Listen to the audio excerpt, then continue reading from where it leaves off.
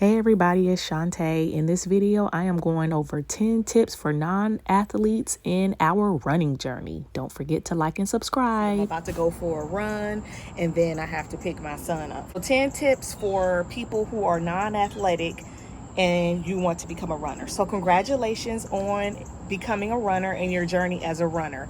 I can tell you right now, you are going to love it here. It's going to be awesome for you. Not only will you see physical changes, you will have emotional, psychological, all those types of things. I'm going to spare you the details of all of the ways that running is positive for the mind, body, and soul. But I'm just happy that you're here and I'm happy that you're taking that next step. Before I get into the tips, I want to talk a little bit about my running journey. I started as I actually was a high school athlete. I was a cheerleader and a dancer for 4 years in high school, and I was a dance major. I did become pregnant at 19 years old with my first child. His name is Zachary.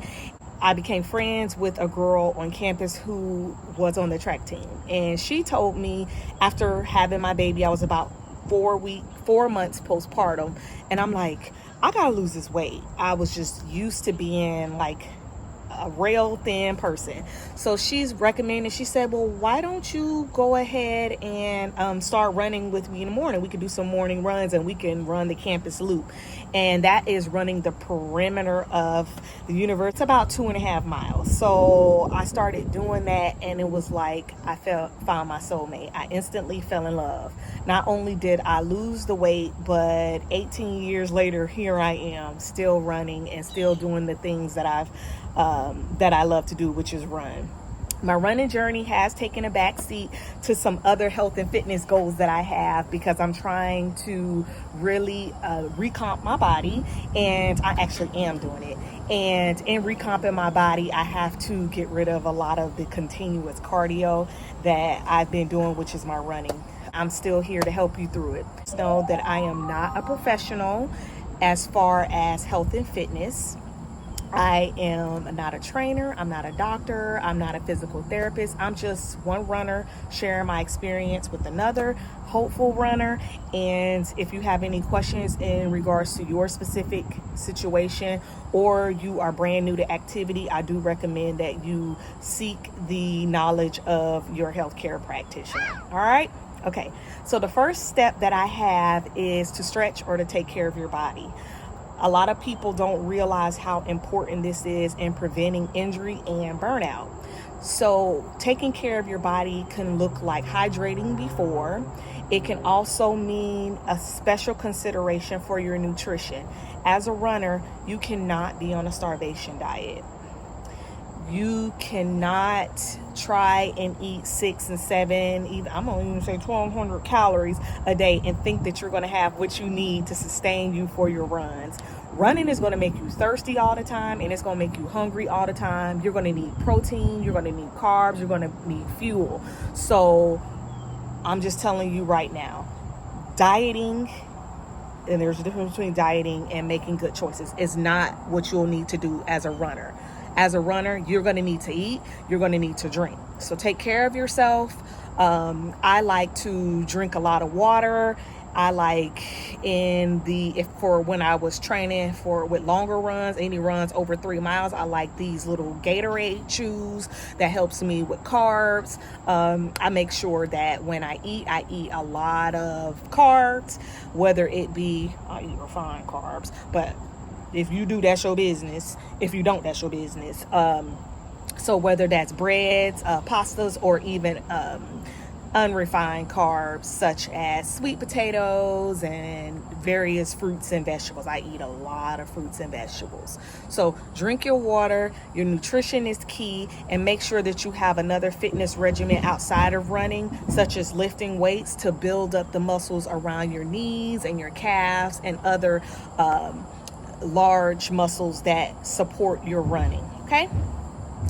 The next tip that I have is don't worry about having the latest gadgets. I know some people are like, I want to become a runner, but I don't have a Fitbit, or I don't have an Apple Watch, and I don't have all of the things, these fancy things. You'll get it, first of all, because the further you become on your running journey, the more ambitious you'll become and you'll get these things.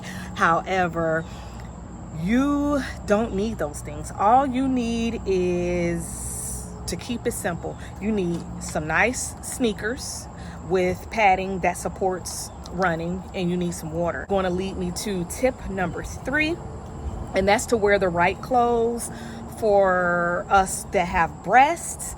That would mean wearing a sports bra that can absorb the shock. Pro tip, if you have breasts that are D cup, C cup, or larger, or they just be jiggling, like, you know, you are nursing, whatever, one thing that I've learned is to wear a push-up bra first, and to wear a medium to strong supportive sports bra on top of it. Get into it, give it a try.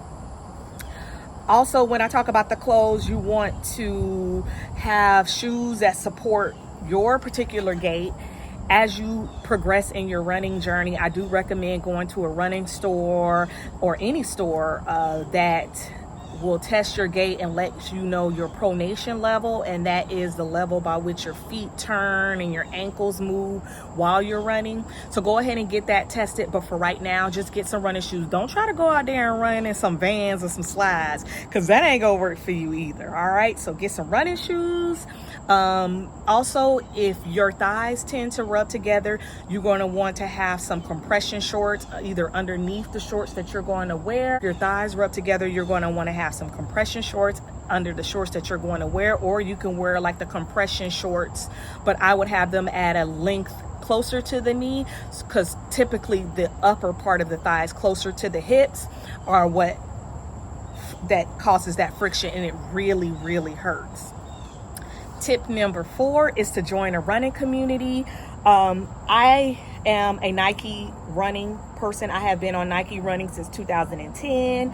A lot of people join Garmin or they get a buddy, but whatever you do, I think it's pretty helpful, because that you have that person that connects with you, and that helps keep you accountable at those times that you just really don't feel like running. So I recommend getting a running community. I am also a member of BGR, Black Girls Run, and they have chapters all over the United States. I'm in the Tampa chapter, where sometimes I will participate. I haven't lately. It's been about 5 or 6 years, but I've participated in group runs with BGR, and it's just like-minded women just running together for a common goal. Number 5 is don't compare yourself to other people. Be easy.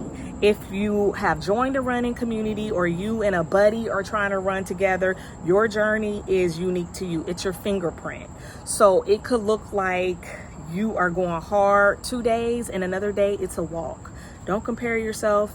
Comparison is the thief of joy. Be easy. This is supposed to be fun. This is something that you are supposed to be enjoying. Not be feeling stressed out over trying to be a runner. Next is to do your research your programs, consult with a coach, get to know your body, consult with your medical practitioner, talk to people, do what you have to do to get information based on your goals and the outcomes that you're looking for. Tip number 7 is to listen to your body. Are you hungry? Are you thirsty?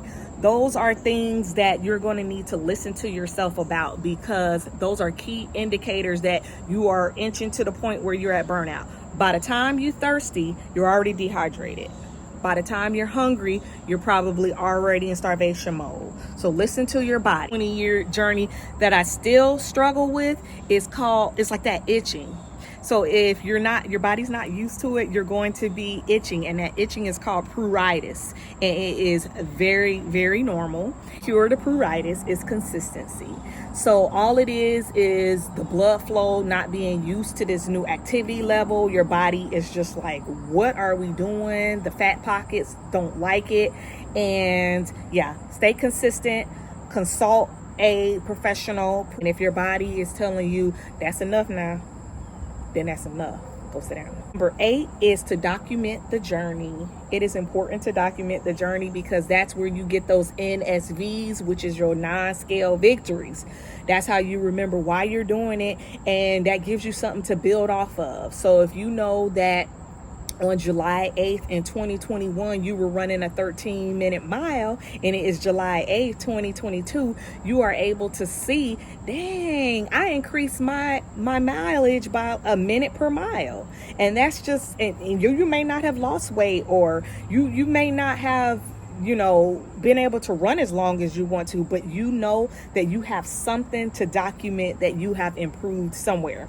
That's why it's important that you join that community, like when I joined Nike or Garmin or something like that, because they track your stats. You can get those tracked on your phone and things like that, and they'll tell you how you're doing and your running streaks. Tip number 9 is to make an awesome playlist.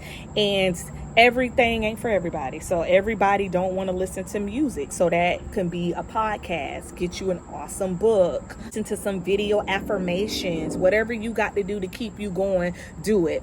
I do want to give you caution with that. As a person jogging out in the world, you don't want to be too absent-minded. You don't want to go too far in a place. You need to be aware of your surroundings, whether it be for dangerous things in the road, dangerous conditions in the road, whether it be for animals or even sadly to say people, because yeah. So just be safe, but get you an awesome playlist. My last and final tip before I go on my own run is to stay consistent. Motivation gets you started, but consistency is going to keep you going. So motivation is being able to look at a person on Instagram and be like, yeah, I feel motivated. I see them and they running and they going fast and it looks fun. Yeah, I'm motivated. Yeah.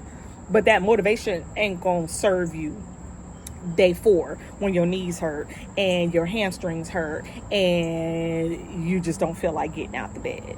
Consistency is what's going to keep going. Building it in your regimen, setting a time. I schedule my runs on my phone like it's an appointment with myself. Schedule that appointment. Stay consistent. If you don't want to go, you know what? The best thing you can do is go for a walk. But you're going to go out there and you're going to do it. I hope this video was short, and I hope that these tips are will help you in your journey to become a runner. Like I said, I'm not a coach, but I've been doing it for almost 20 years, and these are things that have helped me. You know, if you have any questions, like and subscribe to my channel. All right, happy running.